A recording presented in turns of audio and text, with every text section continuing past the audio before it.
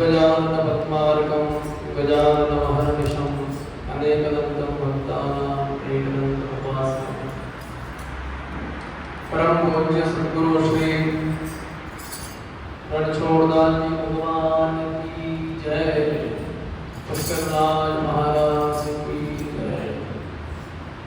आज हम सभी बड़े सौभाग्यशाली हैं। राम धाम का नाम तो सब सुनते ही हैं, पुष्कर में भी राम नाम तो नया है, लेकिन इतना दिव्य अलौकिक स्थान है, इतना वास्तव में मुझे भी जानकारी नहीं थी पूर्व, और इतनी दिव्य विभूति की यहाँ समाधि है ये भी पता नहीं था। मैं आपसे पूर्व में मिला तो पता चला कि पूज्य गुरुदेव की यहाँ समाधि है, गुरु जी ने यहाँ तप किया, जो तपस्थली है, और वो भी ऐसी जगह है पूरे भारतवर्ष में पुष्कर राज को उन्होंने चुना। पुष्कर का वर्णन कई पुराणों में आया हुआ है, शास्त्रों में आया हुआ है, पद्म पुराण में आया है कि पुष्कर दुष्करम वासा, पुष्कर में निवास करना बड़ा दुर्लभ बताया है। फिर निवास करने के बाद में भी पुष्कर दुष्करम तपः, यहाँ पर तप करना उससे भी दुर्लभ है, ये दूसरी बात बताई। तीसरा नाम पुष्कर दुष्करम दानम, यहाँ पर तप करना, जप करना, अनुष्ठान करना, दान पुण्य करना, भजन करना, साधन करना, ये दूसरी बात है। तीसरी बताई दान करना, सबका अलग अलग महत्व बताया। चौथी बात बताई गंतुम चैव दुष्करम, मतलब पुष्कर जाना ही दुर्लभ है। ये सब बातें दुर्लभ बताई पुष्कर में, है तो स्थान इन सबके लिए, लेकिन बता दिया दुर्लभ है। क्यों दुर्लभ बताया? अब आप कहेंगे यहाँ कितने विदेशी आते हैं, सैलानी आते हैं, लेकिन इन भावों के लिए नहीं आते हैं। आज गुरु जी ने जो इस स्थान को चुना, पुष्कर क्षेत्र को चुना, पुष्कर तीर्थ गुरु है, ये सभी तीर्थों के गुरु हैं पुष्करनाथ महाराज। ब्रह्मा जी का एकमात्र यहाँ पर स्थान है, और ब्रह्मा जी वेदों के उद्गाता है। तो हमारे भी परम पूज्य स्वामी श्री गोविंद देव गिरि जी महाराज, जो भी वर्तमान में राम मंदिर के कोषाध्यक्ष हैं, स्वामी जी ने भी पुष्कर का ही स्थान चुना वेदों के लिए। और पूरे राजस्थान में आपने जो बताया कि वेद विद्यापीठ में, वो वास्तव में सत्य बात है, क्योंकि ब्रह्मा जी की नगरी में वेद का तो कार्य होना ही चाहिए। और गुरु जी ने भी इसको तपस्थली कहा कि यही तपस्थली है, यही तब का कार्य यहाँ होना चाहिए, भजन का काम होना चाहिए, साधन अनुष्ठान पूजा पाठ आदि ये सब होना चाहिए। तो निश्चित ही आपने विपुल भाई जो बात कही कि यहाँ पर हम लोग विद्यार्थियों को रख करके उनसे वेद पाठ है, तपश्चर्या करना है, साधना करना है, तो लोग वेद पढ़े, वेदांत पढ़े, षडंगों का अध्ययन करें, दर्शन शास्त्र का अध्ययन करें, अपनी साधना करें स्वयं की।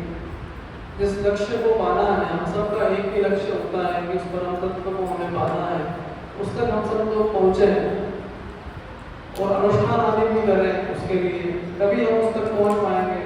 भगवान तक जाना है तो यही साधन बताए गए हैं, अलग अलग कर्म बता दिए गए हैं कि भगवान तक हमें कौन कौन से कर्म ले जा सकते हैं।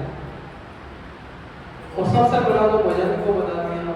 भजन को क्यों बताया? भागवत जी में आया है, एक बार नारद जी ने भगवान नारायण से पूछा कि प्रभु आपका निवास स्थान कहाँ है, आप कहाँ विराजते हैं? क्या आप वैकुंठ में रहते हैं या क्षीर सागर में रहते हैं जहाँ आपकी लक्ष्मी जी चरण सेवा करती है, या आप मंदिर में रहते हैं जहाँ आपकी भक्तगण पूजन करते रहते हैं, या आप योगियों के हृदय में रहते हैं, कहाँ पर आपका निवास कहाँ है? तो भगवान ने कहा है नारद, ना हम बसा में वैकुंठ है, मेरा निवास वैकुंठ में नहीं है, मैं वैकुंठ में निवास नहीं करता हूँ। योगी नाम हृदय न चलो, मैं योगियों के हृदय में भी नहीं हूँ। भगवान ने साफ मना कर दिया। तो आश्चर्यचकित हो गए नारद जी ने कहा, फिर आप कहाँ रहते हैं? कहा मत भक्ता यत्र गायन्ति नृत्यन्ति, मेरे भक्त जहाँ मेरा गायन करते हैं, संकीर्तन करते हैं, वहाँ मैं निवास करता हूँ। तत्र निष्ठा में नारद, तो ये जो तपस्थली है, गुरु जी ने आज यहाँ कितना ही तप किया है, कितने साधकों ने अपनी यहाँ साधना करी है।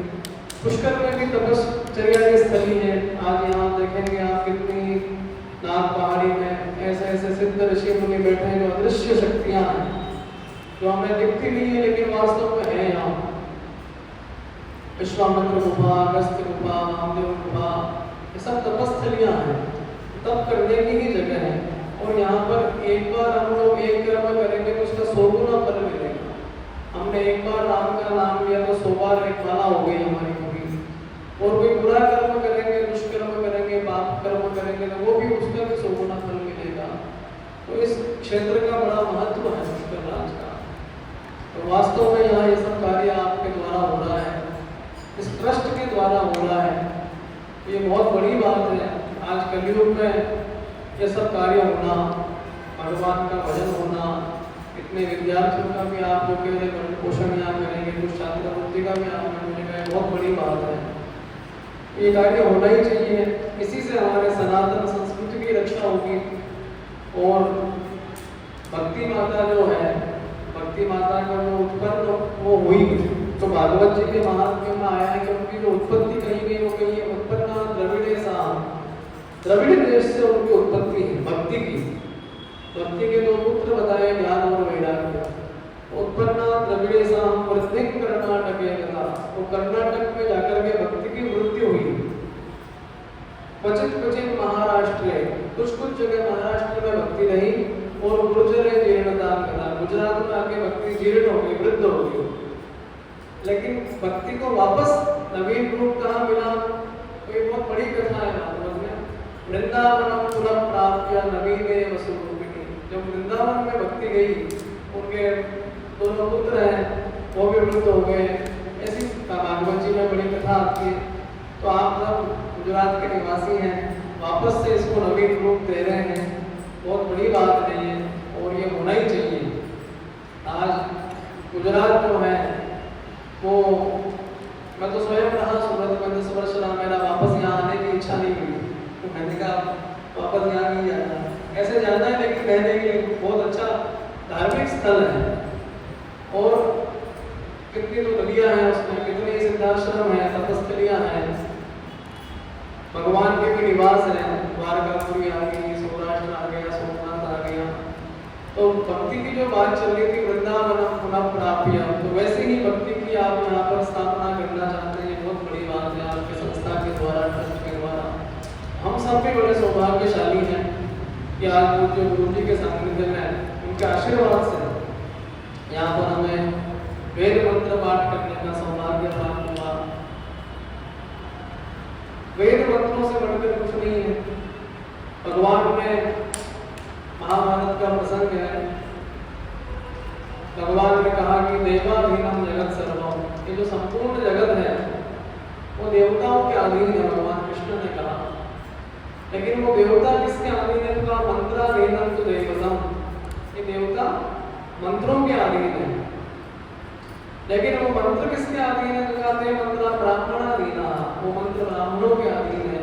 तस्मात् ब्राह्मण मम देवता, भगवान कहते हैं इसलिए मेरे वो देवता है। तो मंत्र पाठ का होने से उस स्थान की जागृति हो जाती है। आज हम कोई भी मूर्ति की प्राण प्रतिष्ठा करते हैं, मूर्ति अलग अलग धातुओं से बनती है, स्वर्ण से, रजत से, लोहा से, ताम्र आदि पंच धातु से भी बनती है, मार्बल आदि की पत्थर की भी मूर्तियाँ बनती है। तो मूर्तियाँ जब बनाते हैं उसमें प्राण तभी आता है मंत्रों के द्वारा।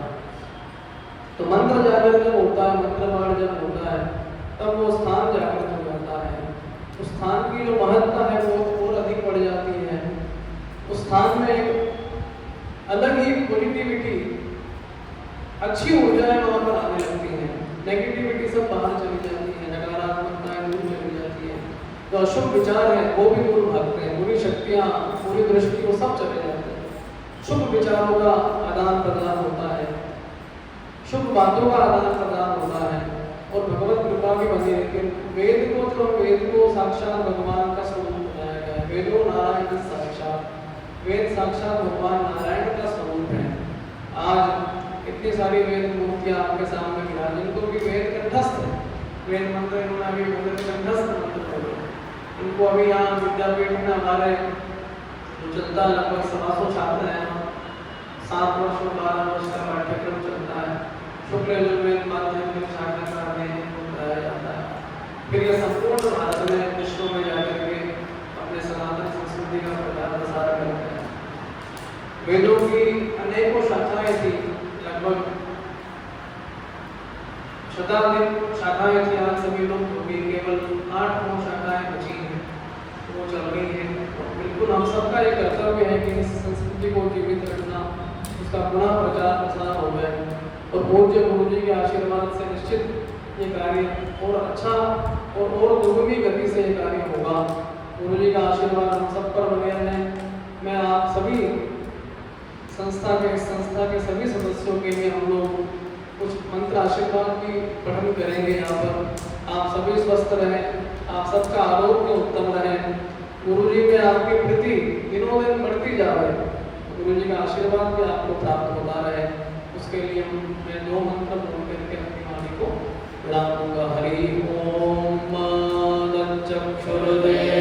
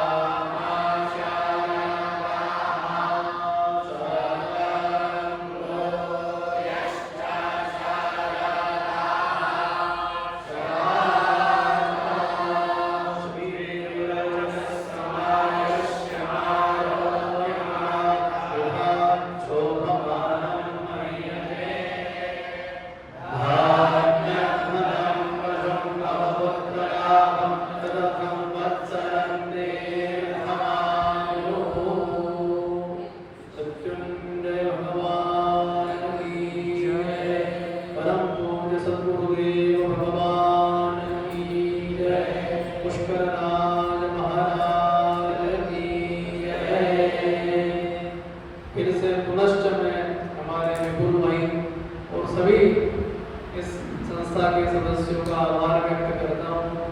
हम सबका भी सौभाग्य है कि हमें गुरु जी के समक्ष मंत्र पाठ करने का सौभाग्य प्राप्त हुआ।